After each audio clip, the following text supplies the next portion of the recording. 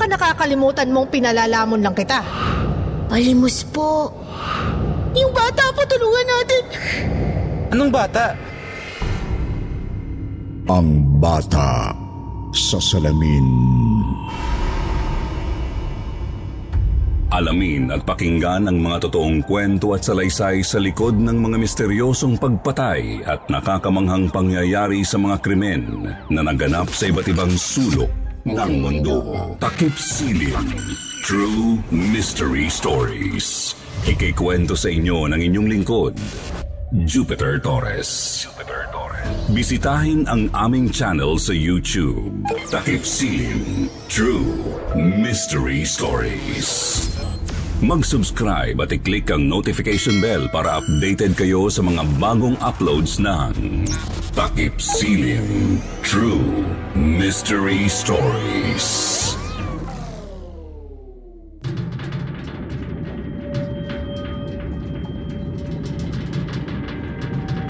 Ito ang katotohanang bumabasag sa mga hirayang nakatago sa ugat ng isipan. Ito ang lagusan papunta sa mundong wala pang nakakakita. Ito ang mundo ninyong kinasasabikang matuklasan. Sa mundong pilit mong tinatalikuran ang nakaraan, hinahabol ka pa rin ng alaalang pinagmulan ng lahat ng puot at galit na sadyang humihila sa iyo pabalik sa sinumpang nakaraan. Papunta sa kailalimang puno ng misteryo at hiwaga.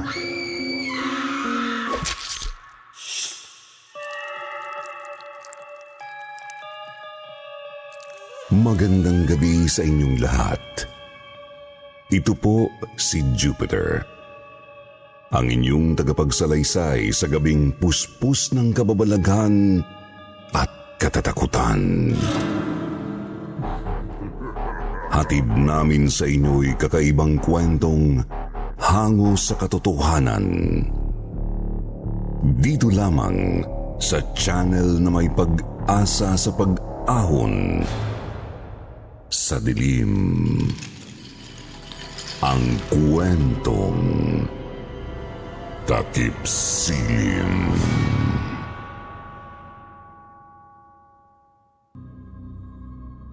Hindi ko naman po siya masisisi. Dahil alam kong sa tuwing makikita niya ako, ay nagiging isang instant reminder niya ako ng pinakamasalimuot na pangyayari sa buhay niya. Simula po noon ay kung kani-kaninong mga kamag-anak na ako nakitira.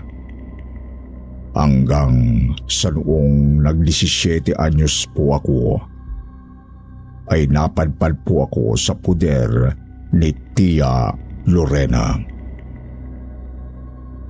Isang guro sa elementarya na pinsan po ni nanay. Matandang dalaga po si Tia Lorena. Wala po siyang kasama. Kaya naman po naisipan niya akong ampunin noon.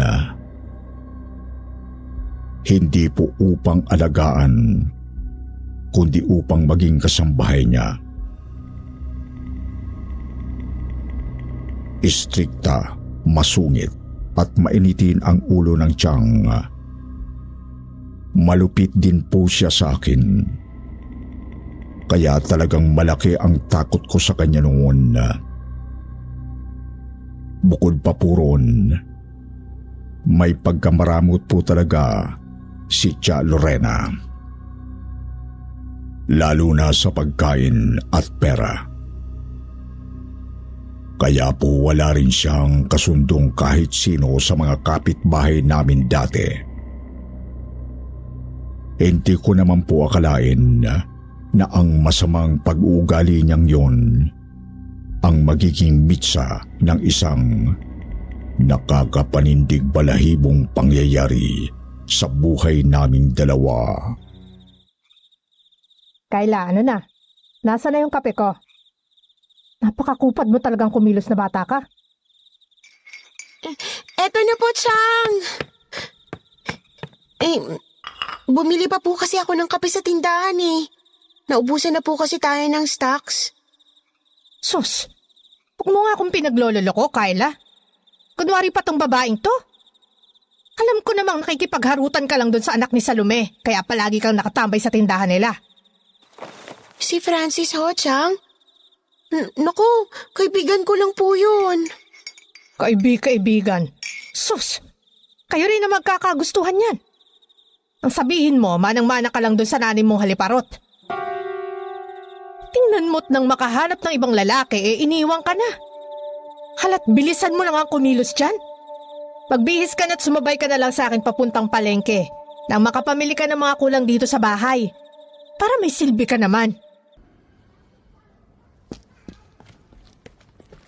O siya, iiwan na kita rito.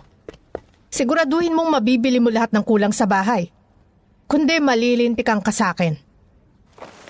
Oo, Chang.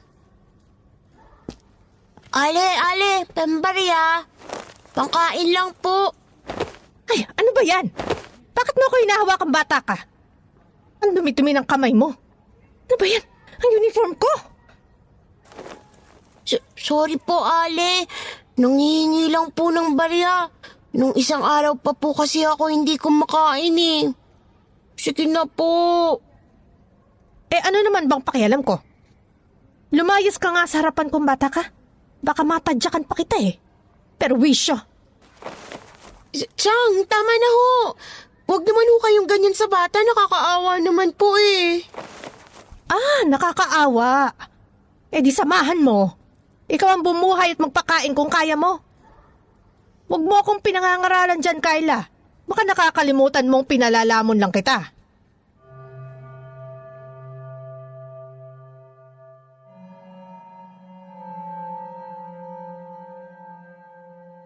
Napayuko na lang ako noon, Sir Wilmore. Medyo malakas po kasi ang boses ni Tia Lorena.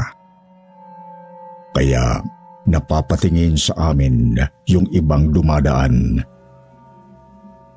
At nakakaramdam ako ng hiya. Dahil doon, binalingan lang po uli ni Tia Lorena yung batang pulubing nangingilid na ang luha. Talagang awang-awa ako sa bata dahil nakahawak siya sa tiyan niya at halatang gutom na gutom.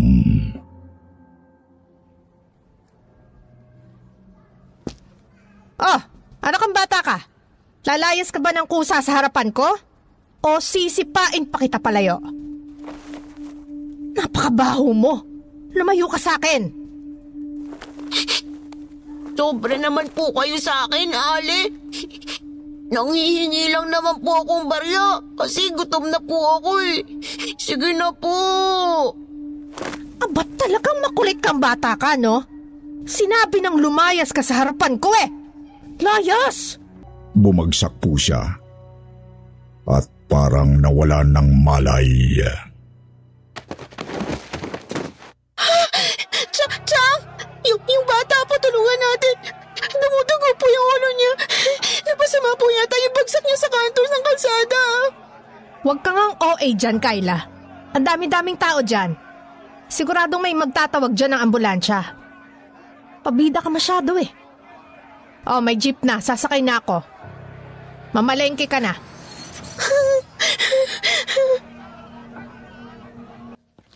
Uy, Kayla!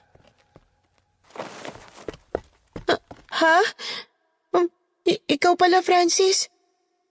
Kanina pa kaya kita tinatawag dyan. Ba't ko tulala? Siguro, sinusungitan ka naman ng tiyahin mong mangko, no? Mangko? Anong mangko? Mangkukulam!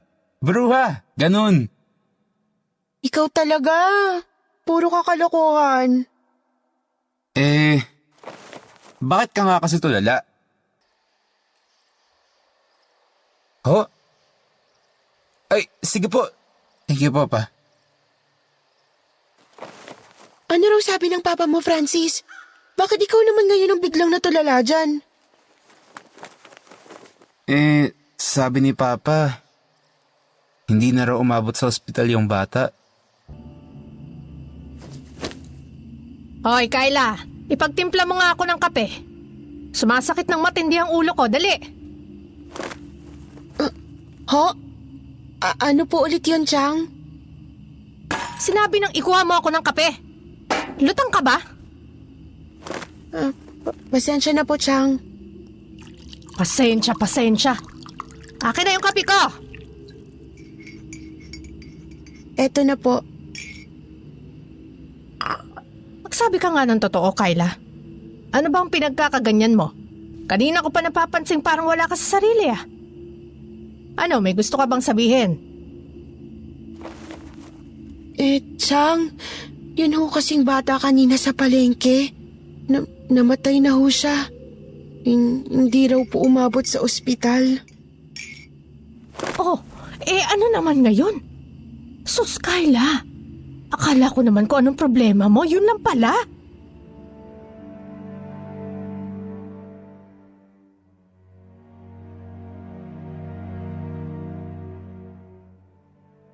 Napailing na lang ako noon na Sir Wilmore. Dahil talagang hindi man lang nakaramdam ng likatiting na pagkakakonsensya si Tia Lorena. Samantalang ako, halos hindi ho makausad noon ang araw ko. Dahil paulit-ulit na nagpi-play sa utak ko ang nangyari sa bata. Pagkatapos po ng araw na yon, Sir Wilmore, kakaibang bagay na ho ang nangyari.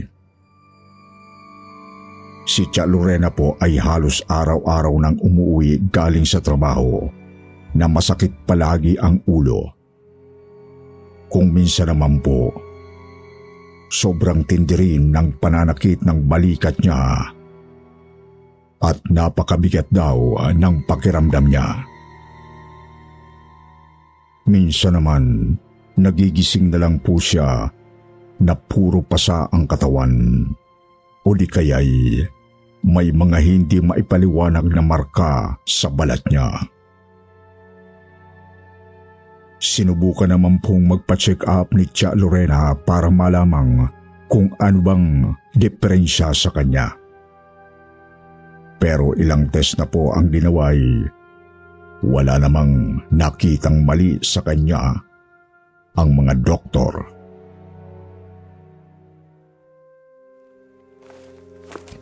Ay, ang sakit-sakit talaga ng ulo kong to, buisit. Hoy, Kyla, kuha mo nga ako ng ibuprofen sa kusina. At hindi na naman ako pinatutulog ng ulo kong to. Bilisan mo!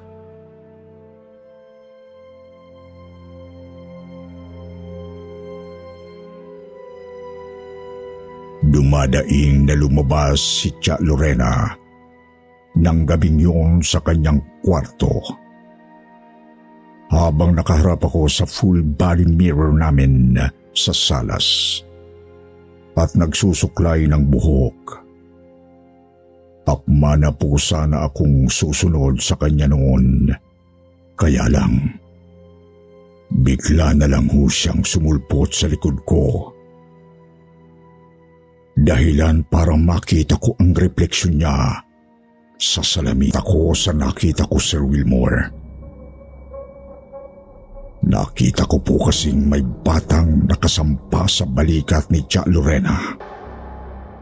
At pinupukpok nito ang ulo niya gamit ang sarili nitong mga kamay. Galit na galit ang bata kay Tia Lorena. Habang umiiyak ito ng dugo, habang sinasabi ni Tia Lorena daw ang may kasalanan kung bakit siya namatay. At hindi po ako pwedeng magkamali, Sir Wilmore. Kilala ko ang batang yun. Hinding-hindi ko po makakalimutan ang malalim niyang mga mata at ang payat at mahaba niyang braso. pati na rin ang halos butot balat niyang katawan. Siya po, Sir Wilmore, yung batang pulubi na sumubok pong manghingi ng limos kay Tia Lorena noon. Pero imbes na bigyan, ay itinaboy at pinagsalitaan niya pa ng kung ano-ano.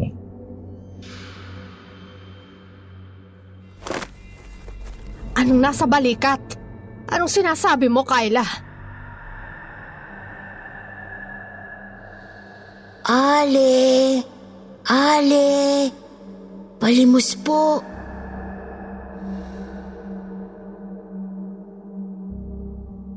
Bigla na lang napasigaw si Tia Lorena nang marinig niyang nagsalita ang batang multo sa mismong tenga niya. Napatingin ho siya sa akin at dahil nakaharap ako sa salamin, ay nakita niya rin ang sarili niyang refleksyon mula doon. Alos takasan po si Tia Lorena ng sarili niyang hininga nang makita niya ang nakangiti at umiiyak ng dugong imahin ng batang pulubi na ngayon ay nakasampa sa balikat niya at kinakagat naman ang kanyang ulo.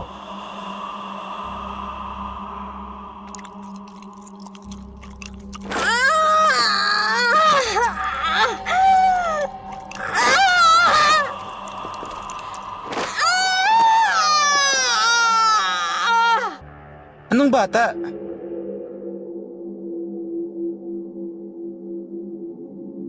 Dahil hindi po ako mapagsalita noon ng ayos, ay hinila ko na lang si Francis.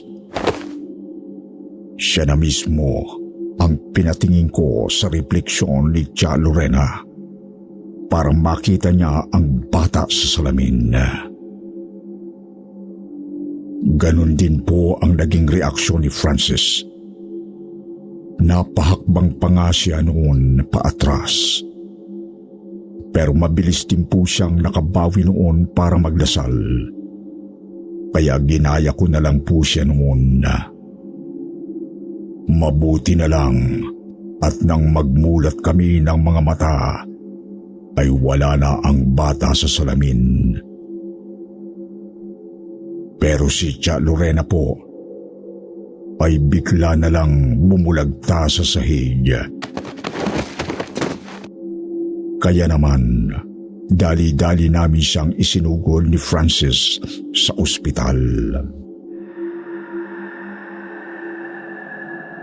Matapos po ang pangyayaring yon, ay unti-unting nanghina si Tia Lorena. Nang muli po kaming magpatingin sa doktor, ay saka lang nila tuluyang nasabi ang kalagayan niya. May sakit po si Tia Lorena, Sir Wilmore. May nakita pong bukol sa utak niya. Ang sabi po ng doktor ay masyado raw pong komplikado ang pwesto ng tumubong tumor sa kanyang utak. Kaya kahit daw po magpa-opera siya, ay walang kasiguruhan na mabubuhay siya.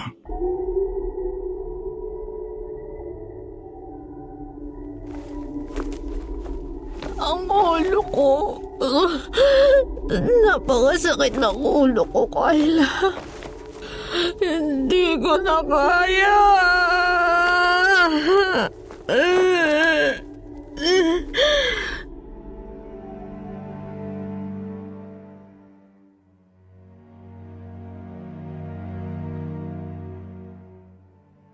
Tumulo ang luha ko habang pinagmamasdan si Tia Lorena. Bigla na lang po siyang dumaing habang sinusubuan ko siya ng pagkain.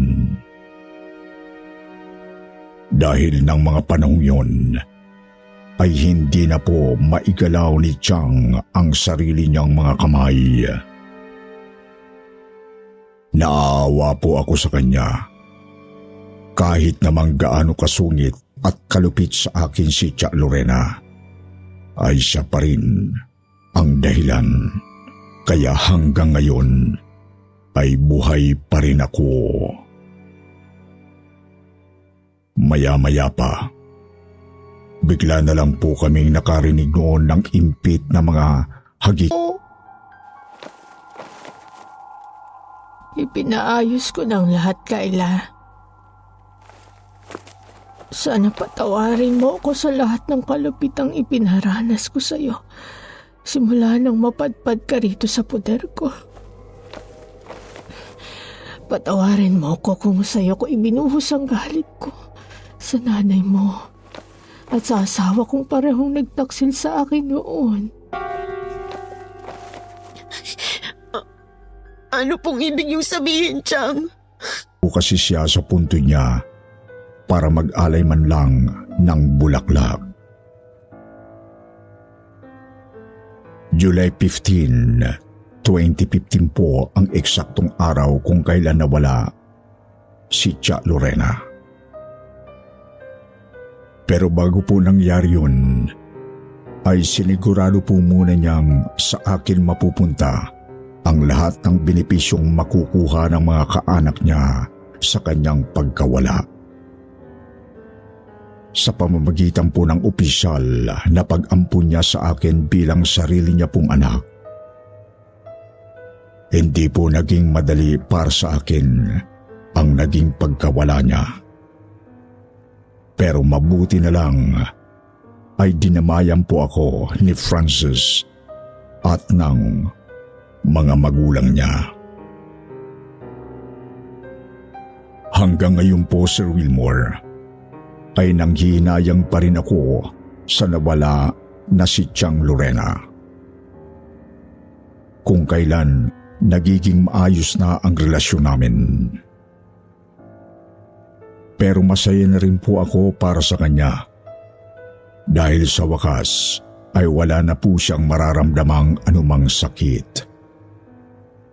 Hiling ko pong kung nasaan man siya ngayon, sana ay masaya siya at nakikita niyang maayos ang kalagayan ko dahil sa tulong niya. Mahal na mahal kita, Tiang.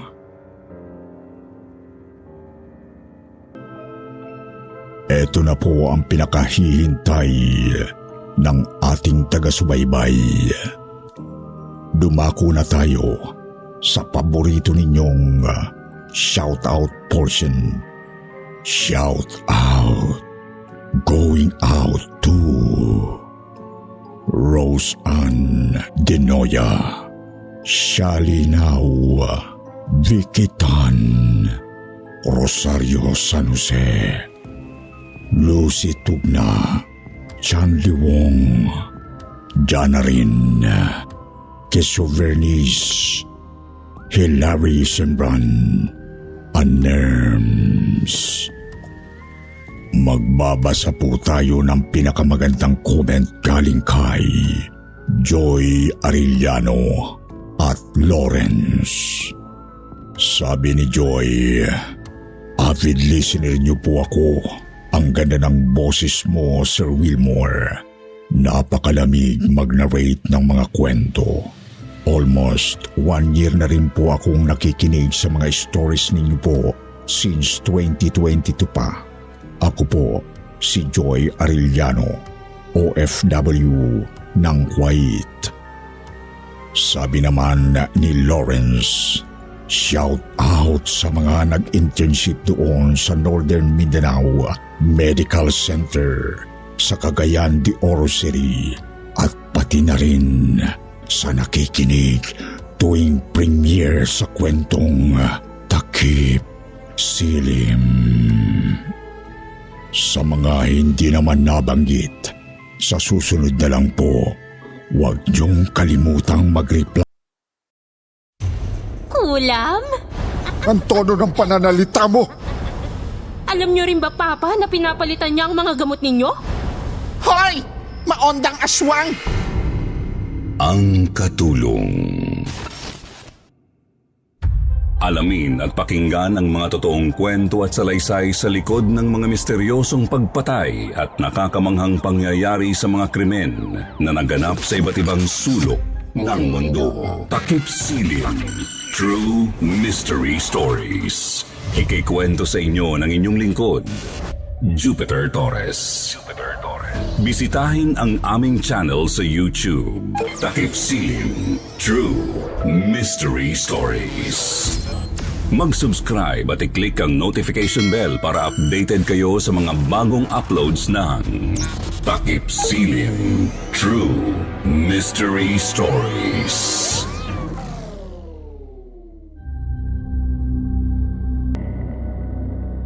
Magandang gabi po sa inyo, Sir Jupiter, at sa lahat ng mga nakikinig ngayon sa channel ninyong Kwentong Takip Silim. Ako po si Helga, isang simpleng businesswoman. Sumulat po ako sa inyo para mag-share ng kakaiba kong karanasan na naganap. Mga 13 taon na po ang nakakalipas. Kaisa-isa akong anak ng mga magulang kong isinilang na may kaya sa buhay. Kilalang businessman ang Papa Juanito ko sa probinsya namin bago pa yumao ang aking Mama Hyacinth sa Bangungot. Bata pa ako nang pumanaw si Mama, kaya naman ibinaling ni Papa Juanito ko sa akin ang atensyon at konsentrasyon niya. Bantay sarado ako nung kabataan ko. Bahay-eskwela lang ang buhay ko hanggang sa makapagtapos ako ng kolehiyo. Mahigpit si Papa. Hindi niya ako hinayaan na magkaroon ng kasintahan hanggang sa nagkaedad ako. Nalipasan na tuloy ako ng panahon at tumandang walang kahilig-hilig sa mga lalaki. Matandang dalaga ang tawag nila sa akin sa bayan namin. Matandang dalaga na itinakdang mag-alaga ng ama niya. Oh, Diyosa! Ano yung ginagawa mo? Ako nang magpupunas sa Papa. Ito namang si Helga, parang hindi ko naman ginagawa itay dati sa pudra mo. Akez na, patapos na mi o. Hindi ka nakatulong sa bahay na ito, Diyosa. Labandera ka na lang tuwing linggo, di ba? Hindi mo na trabaho yan. Ako nang magpupunas sa Papa. Sure lapel microphone ka ba, mi? Sure na sure ako, bakla. Sige na. Maglaba ka na dun sa likod bahay. Pagkatapos mo, magmerienda tayo sa azotea. Ay, bet ko yan. Bet na bet sa Bethlehem, Charez. Rar! Sige po, Daddy Juanito. Maglalaba na akez. Babu po, pagaling po kayo.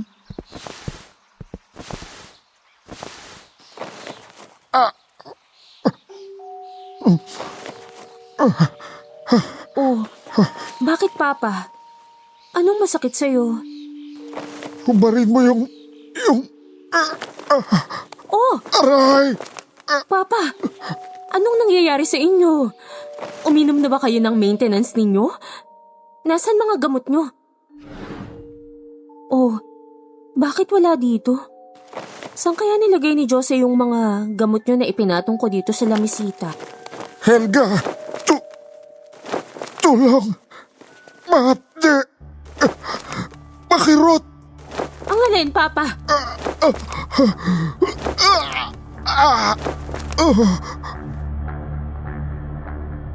Biglang namilipit sa sakit ang papa ko nang lumabas si Diyosa sa silid. Umalumpihit sa pagkakahiga ang papa. Parang sinusundot ang likod niya sa bawat kislot niya. Hindi niya maipaliwanag ang kakaibang sakit. Halos mapasigaw na siya sa sakit nang biglang... Tao po? Tao po? Ha? Teka, may tao, Papa.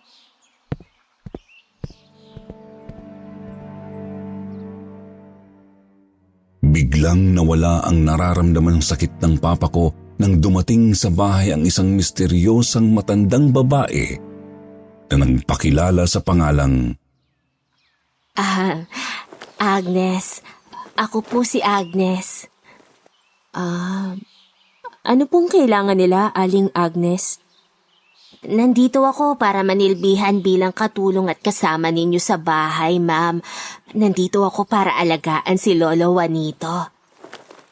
Pero, paano?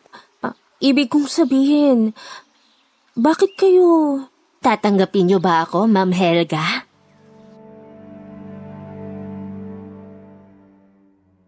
Hindi ako nakakibo, pero tinanggap ko ang alok niya. Bitbit ang isang tampipi at lumang digulong na maleta ay pinapasok ko siya sa malaking bahay namin. Hindi ko alam kung paano niya nalaman na may sakit ang papa ko at bakit alam niya yung plano ko palang na pagkuha ng bagong katulong. Maraming tanong noon sa aking isipan, Sir Jupiter. Maraming bumabagabag sa isipan ko simula nang dumating si Aling Agnes sa buhay naming mag-ama.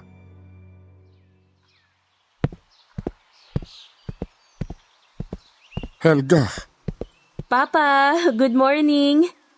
Kumusta ang tulog nyo? sinong kumuha sa bagong katulong? Bakit, Papa? Paano siya nakarating dito sa atin? Magandang umaga po, Lolo Juanito. Narito na po ang almusal ninyo. Ano ang niluto ninyo, Aling Agnes? Mainit na sabaw po, Ma'am Helga. Heto po, Lolo Juanito. Hayaan niyo pong subuan ko kayo.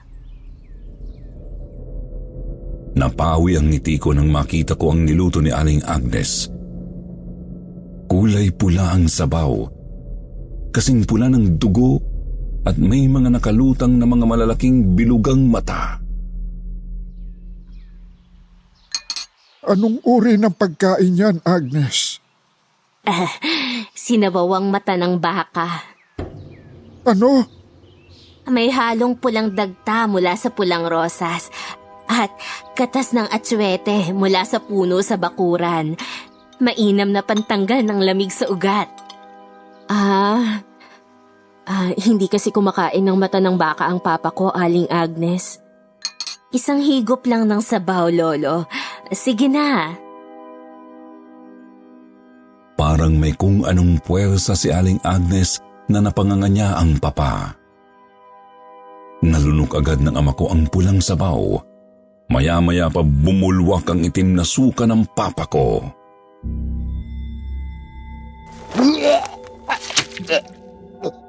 Oh, Papa! Hayaan mong isuka niya ang lahat ng nakain niyang masama. Anong masama? Sikmura ko, Helga. Nag-aapoy ang sikmura ko. Sinabi nang hindi ko makain ng... Ako na po ang bahalang maglinis ng lahat ng ito, ma'am. Mawalang galang na po. Nakatulog ng mahimbing ang papa ko pagkatapos sumuka. Sa sobrang himbing ng tulog ng papa ko, halos 2 araw siyang nakahiga sa kama.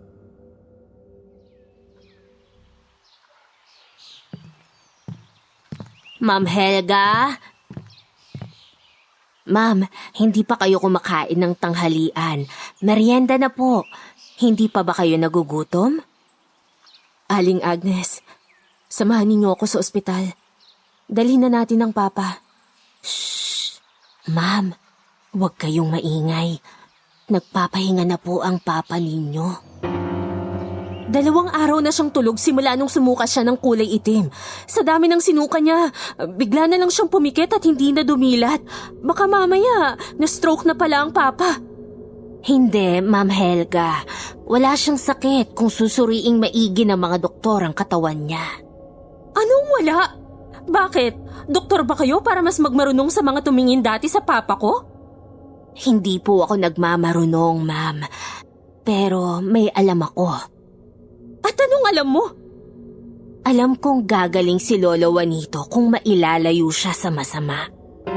Kaya nga hindi dapat pinapakain ng kung ano-ano ang papa. Bawal sa kanya ang karne ng baka, baboy, kambing, usa. Lahat ng red meat, bawal. Masama. Hindi masama ang karne, basta wag lang susobra. Pero kayo na ang sumusobra. Doon na nga kayo sa labas muna, Aling Agnes. Ako na munang mag-aalaga sa papa. Sige po, ma'am. Hindi pa umaabot ang 1 oras may narinig na akong kakaibang ugong mula sa sala namin.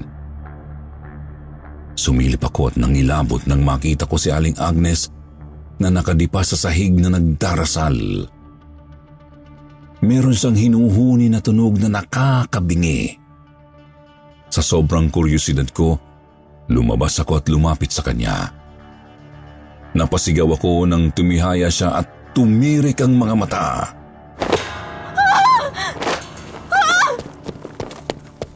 Helga! Ano ba yung ingay na yan? Nagulat ako nang makita kong nakatayo ang papa sa pintuan ng silid niya. Bagong gising ito at tila wala ng karamdaman. Papa? Natutulog ang tao, ang ingay-ingay mo. Padabog na pumasok sa kwarto ang papa. Hinawakan ako sa balikat ni Aling Agnes, tinapik-tapik at nginitian. Bago tuluyang lumabas papuntang bakuran na parang walang nangyari. Lumipas ang panahon. Sumapit ang araw ng linggo. Bakit kayo tumanggap ng syutulong na wis nyo naman kilala? Hindi ko nga rin maintindihan kung bakit siya tinanggap ng papa eh. Helga, girl. Ibang kutub ko sa masyondang yarn. Ano bang vibes mo kay Aling Agnes? Kanina galing akes sa kwarto ni papa mo, di ba mi?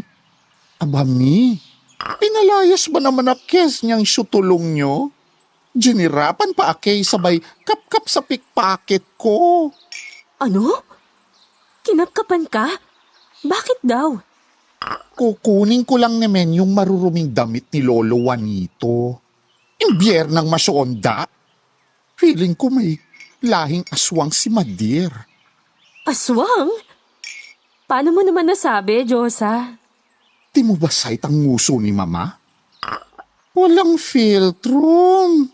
Di ba ganin daw kapag aswang, walay filtrum ang ngususay? Oo nga, no? Ngayon ko lang napansin, bakla. I have a feeling, lalafangin na lang kayo niyan one of these nights. Magjijingat ka, yes. Ma'am. Handa na po ang mga maruruming damit ng papa ninyo, Ma'am Helga. Nailagay ko na po sa labahan. Pwede ka nang magsimulang maglaba, Diyosa. Kilalay mo akay, Mother? Mas mukhang kilala mo ako. Anes? Dahil ang dami mo nang nasabi tungkol sa akin, kahit ngayon mo pa lang ako nakita. Maglaba ka na. Umaapaw na yung tubig sa drum.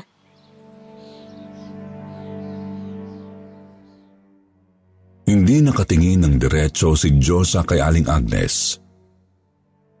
Maya-maya pa ay umiwas si Diyosa kay Aling Agnes. Pumunta na siya sa likod bahay para maglaba habang mabilis na pumasok si Aling Agnes sa kwarto ng papa. Agad akong sumunod sa kanya. Hinayaan ko siyang makapasok sa loob ng silid. Sumilip lang ako sa siwang ng pintuan. Doon ay kitang-kita ko kung paano niya kunin ang mga tableta at kapsula na gamot ng papa. Kinuha niya lahat ng nakapatong sa lamesita at inilagay sa bulsa niya. Pinalitan niya ito ng mga bagong gamot na galing sa maliit na pitaka na hinugod niya mula sa palda niya. Inayos niya ang mga gamot bago nagwika ng, Inumin niyo na po ang mga gamot ninyo, Lolo Juanito. Ako nang magpapainom sa papa. Sigurado kayo, Ma'am Helga? Oo, ako na. Pakilinis na lang ang kwarto ko, please. Okay, ma'am. Itinapon ko ang mga gamot na nilagay niya sa lamiseta malapit sa kama. Ginising ko ang papa at sinabihan siyang huwag basta-basta iinom ng mga gamot na nasa lamiseta. Lumabas ako papunta sa likod bahay at nagulat ako nang makita kong nakaluhod si Diyosa sa simento at nakangudngod ang mukha sa lupa. Umiiyak ito habang kinakausap ni Aling Agnes.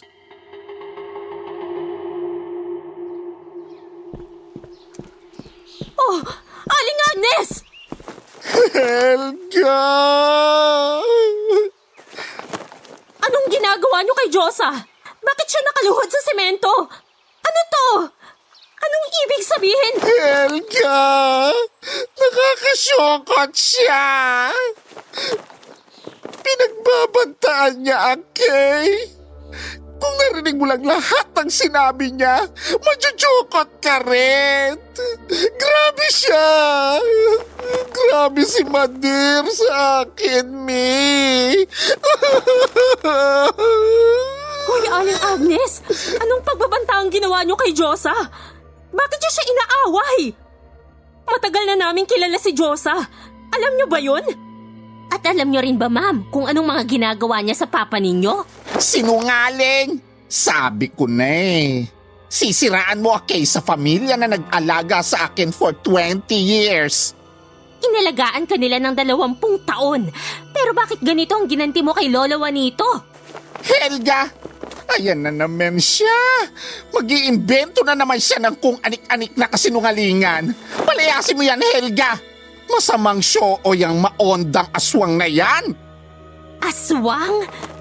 Kung ako aswang, ikaw, ano ang tawag sa'yo? Halimaw? Demonyo? Tama na, Aling Agnes. Tama na!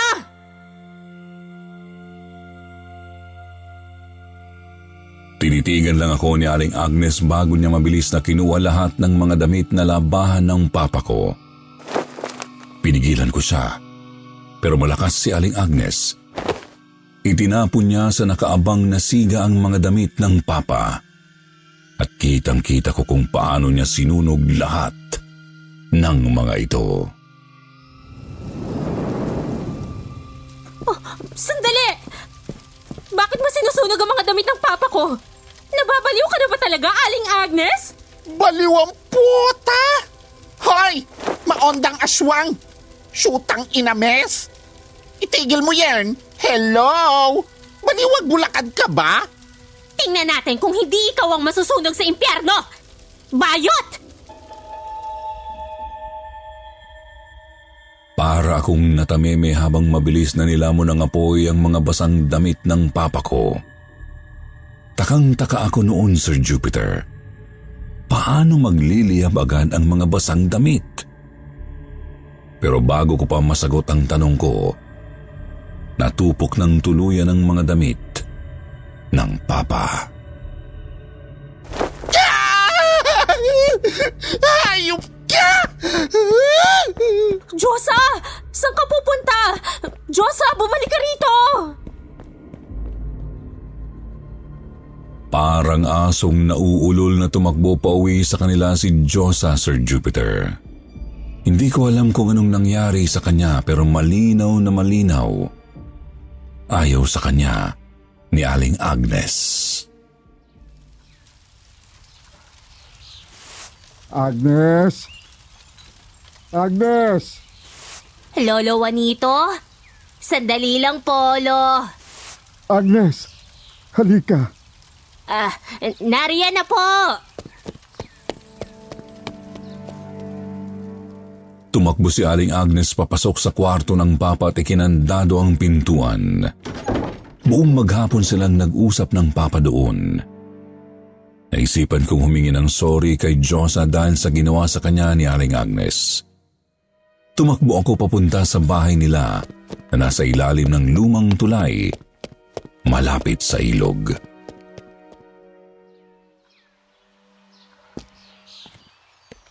Diyosa? Diyosa? Uy, nandiyan ka ba? Mag-usap naman tayo, bakla.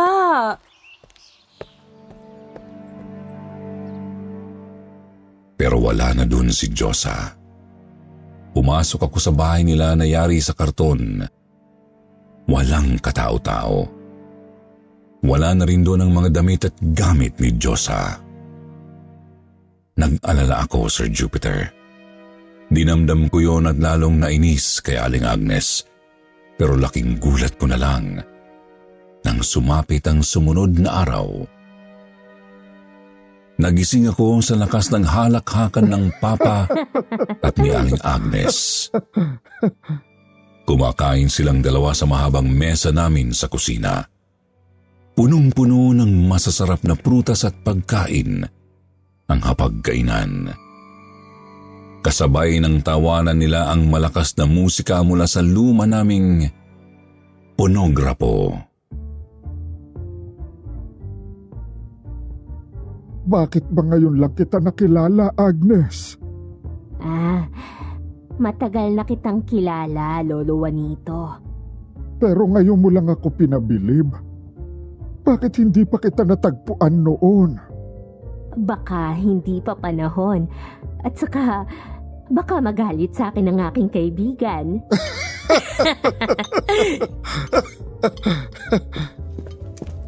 Papa, anong nangyayari dito? Helga, ikaw pala. Ang matalik na kaibigan ni Diyosang bakla. Magaling na ang papa mo, Ma'am Helga. Magaling? Magaling ba ang tawag sa taong kumakain ng mga bawal? Papa, ang galing Itigil mo ang kakanguya ng taba. Masama sa'yo yan. At ikaw naman, Aling Agnes, konsentidora ka ring matanda ka no? Helga, ang tono ng pananalita mo. Bakit, Papa? Anong masama? Bakit kayo nagpa-party? Anong ibig sabihin ng handaan na to? Alam niyo ba kung ano ang tawag ni Diyosa sa matandang yan? Alam niyo rin ba, Papa, na pinapalitan niya ang mga gamot ninyo? Alam ko na. Papa, alam mo na?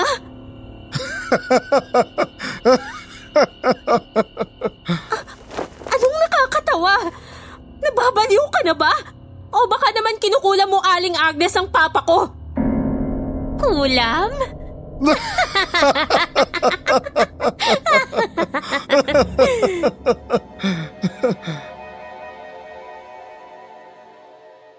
Hindi ko kinaya ang kabaliwan na nakita ko nung araw na yun. Parang sinaniba ng kung anong ibang kaluluwa ang papa ko. Napakalakas na niya. Para na siyang 30 anyos kung magsalita at kumilos. Nahiwagaan akong lalo kay Aling Agnes. 1 linggo silang ganun hanggang sa hindi ko na natis pa ang nararamdaman ko. Sumabog na ang pagkapikon ko. Aling Agnes, heto na ang tampipi at bulok na maleta mo. Lumayas ka na sa pamamahay namin.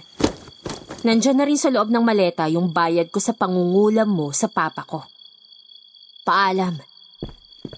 Ma'am Helga, hindi ko po pwedeng iwanan ng papa ninyo.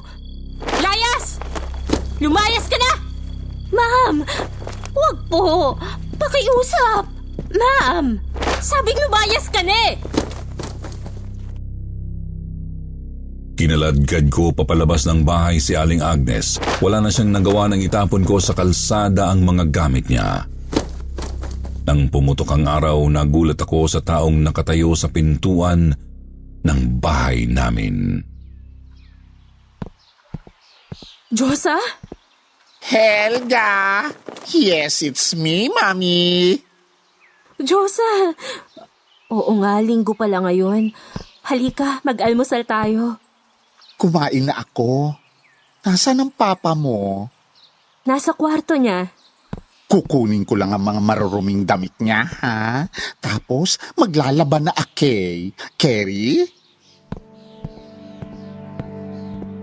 Pumasok si Diyosa sa loob ng silid ng papa. Sumilip ako sa siwang ng pinto. Kitang-kita ko kung paano siya nagulat nang makitang wala ang papa sa kama nito. Nasaan si Lolo Juanito? Mula sa likuran ko ay sumulpot si Papa.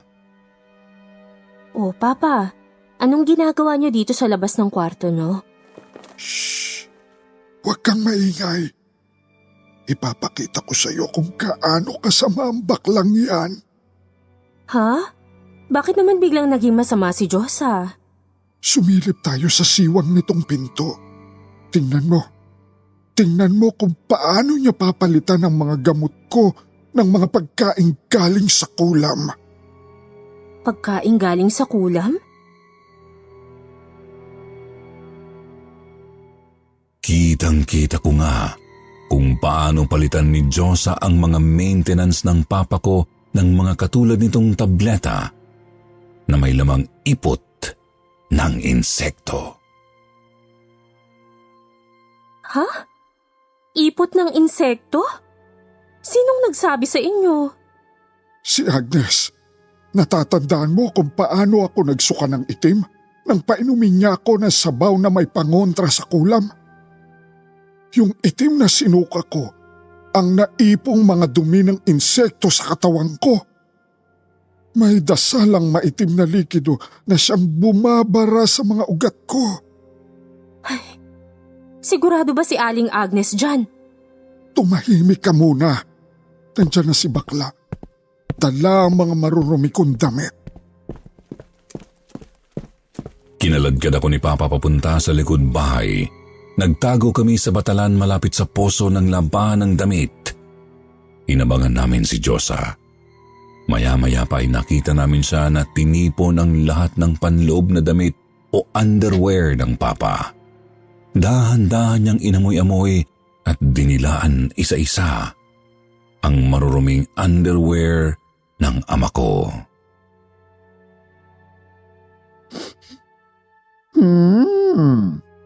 Oh, Daddy.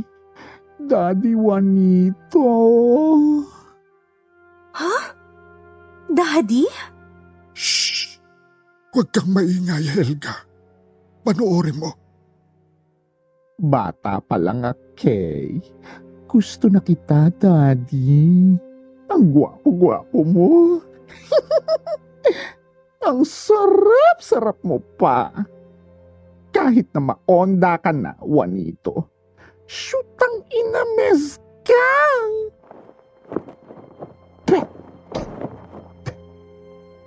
Ayan. Hayaan mong gapangan ka ng laway ko, Daddy. Masarap at matamis ang laway ng mangkukulam. Papasukin mo sa lahat ng butas mo. Sabi ni Agnes, ang laway ni Diyosa ang dahilan ng pananakit ng mga paa, binti at hita ko. Pumapasok ang kapangyarihang itim niya sa butas ng ari at puwet ko, kung saan niya pinapaanod ang itim niyang alaga na nasa laway niya. Alagang nasa laway? Oo, itim na anino. Kampo ng demonyo. Nagawang alisin ni Agnes ang aninong sa katawan ko sa pamamagitan ng pagdipa niya sa sahig at pagsambit ng ritual. Ibig sabihin, Papa, si Diyosa ang mangkukulam? Sinong nandyan? Ako! Nagulat ako nang biglang lumabas si Papa mula sa pinagtataguan namin at binuhusan ng asin na galing sa bulsa niya si Diyosa. Aray!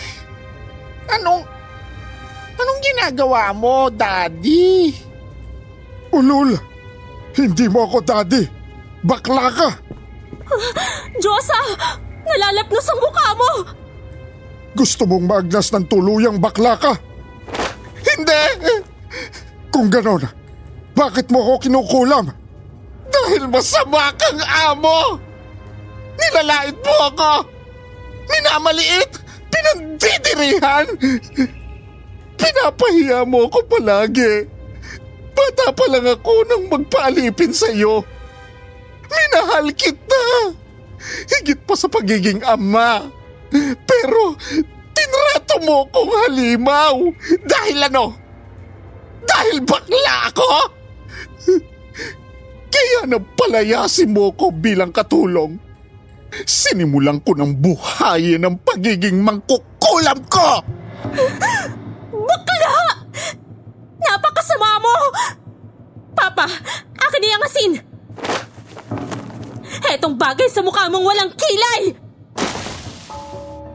Isinaboy ko lahat ng asin na pangontra na dala ng papa ko sa mukha ng baklang ingrata na si Diyosa. Nagtatakbo ito at hindi na muli pang nagpakita.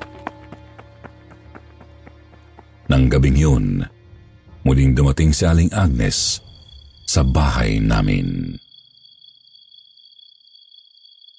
Dati akong matalik na kaibigan ng mama mo, Ma'am Helga. At isa akong mangkukulam, oo. Isang mabuting mangkukulam. Magkaiba ang masama sa mabuti, Ma'am Helga.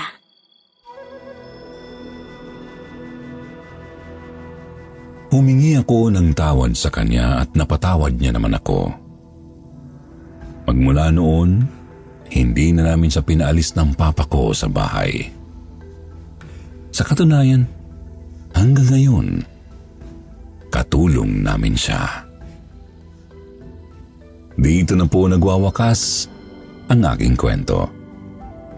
Salamat po sa pakikinig. Adios.